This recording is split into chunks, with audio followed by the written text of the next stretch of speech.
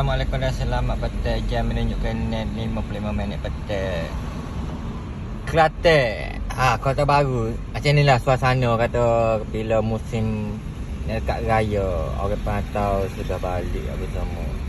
Jalan pun kata sibuk lah kata. Kata jalan tu sibuk. Kena masuk. Daripada orang luar semua masuk. Dia pun kata dia kebaikan ni jeng boleh dikatakan teruk jugalah. Update untuk hari Khamis. Jadi order dah update untuk tengah hari. So orang kata petang ni padat kata masuk di Kota Baru.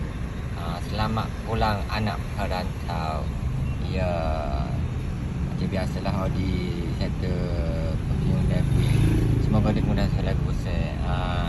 Nampak jalan dah tu, nampak jalan tu. So kita teruskan perjalanan kita.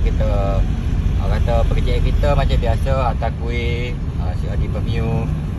Itulah pekerjaan OD setiap hari boleh dikatakan. Semoga dimurahkan rezeki. Amin.